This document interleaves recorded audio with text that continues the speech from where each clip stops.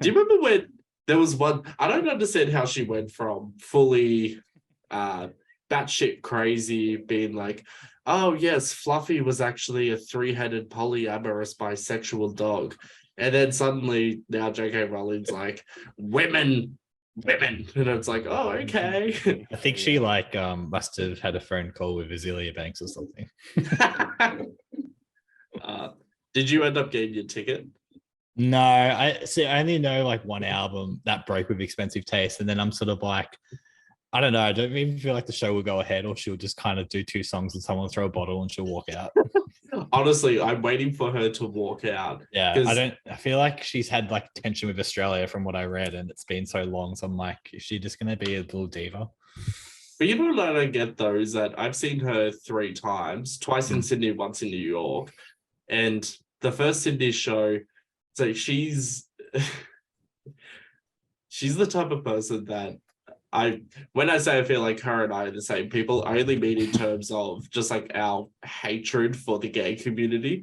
So she'll look down at the crowd and she'll see someone trying their hardest to like, I don't know, like, when white gays try to be black. So they're like, yes, honey, ratchet. Oh my God, shady, spilled that tea. Like she'll look at them and be like, what the fuck are you doing? Like, just be you. Just be Yeah, you. Don't be me. And then yeah, that incident at Listen Out where someone threw a beer bottle, but yeah. it didn't even touch her. She just threw the microphone down. Did she put a hand up to kind of like it wasn't really like go? It was thrown at her direction, but not directly at her. And she put a hand up and then just throws the mic and walks off. Yeah. And then she came back the year after to do the Sydney show. And that's when we were like, do we buy a ticket? Is she actually going to come down?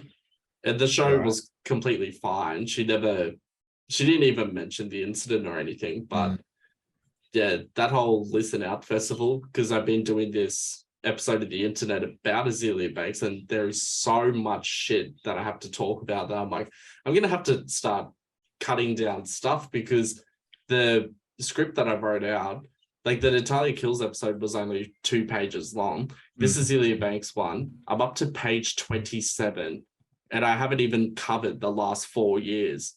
So I was like, fuck, there's like the Russell Crowe incident. There's the acting job she was promised. There's the part where she was on a Nickelodeon pilot that never made it to air.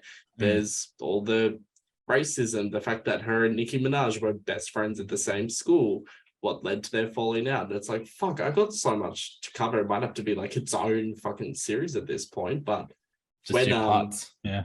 yeah, at that Listen Out festival where she threw the beer bottle, I think it was the Stone Roses, this band that she had gotten into an altercation with like 20 minutes before she hit the stage. And I don't know what she accused them of. I've got to go back and find all that because she does exaggerate a lot of things. And she claimed that they were trying to sabotage her. So she wrote on Twitter, I wish the Stone Roses nothing but excrement at death. And it's like, oh, okay, that's like a band that you're playing with. But she just goes off her head at the dumbest shit. Like Rita Ora took photos of the dancers because those two dancers used to work for Rita Ora, and then Azealia went on Instagram was like, "Oh, Rita Oral, dumb bitch, tried to take this photo of my dancers, but she has to fuck her way to the top or some other bullshit." And it's like, damn, you're like, maybe like she's just some person that just doesn't need their own social media. Like, put her in a conservatorship. I think she just needs like who do you need? Like your manager or something. Like obviously she doesn't have a manager or whoever it is oblivious to what's going on. But I think she just needs to be not silenced. I get what she's trying to say, but I just think I don't know. It's not doing her any favors what she's doing. Like Yeah. it's just these stupid rants that kind of keep going. And the fact that I'm even questioning if she's going to show up to a concert is kind of worrying. Like you shouldn't worry that Yeah. an artist is actually going to do a full show. And if they're not, then I would be sort of like, if I was that artist going, well, why don't you think I'm going to do a full show? And I'm like, have you seen what you're like, online? Like, I don't know. Yeah. In my honest opinion, I think she'll cancel the shows. Last minute. She'll do an Adele and then she'll do like the fake crying thing and be like, but still buy my merch. Like, I think she's been roped into some kind of contract with this random ass company I've never heard of before, Point something Productions. And like, she cancelled a tour she was supposed to do a couple of years ago. That was like this huge American tour. It sold out, and yet she cancelled at the last minute anyway. Likewise, she was going to do this New Year's Eve show last year in New York, and then she claimed 5 separate reasons why it had to be cancelled. None of them made sense, but it is what it is. But at the same time, I just Cootsy like, yeah, cool. It reminds me of Axl Rose from Guns N' Roses.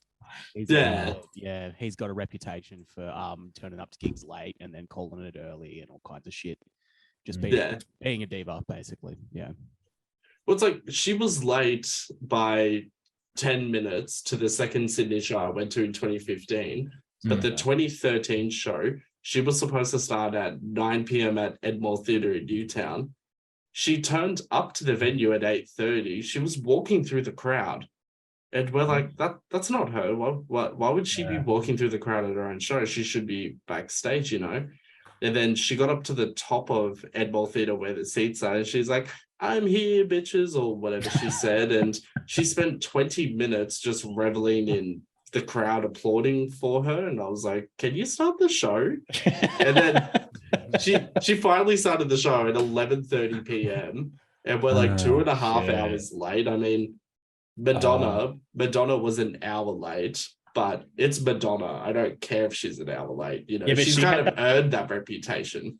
She had that Melbourne show, I remember, and it was like 3 hours late or something. And it was on, I don't think it was on a weekend either for Melbourne or whatever it was. It was like 3 hours late, and then people just started leaving because they're just like, it's ridiculous.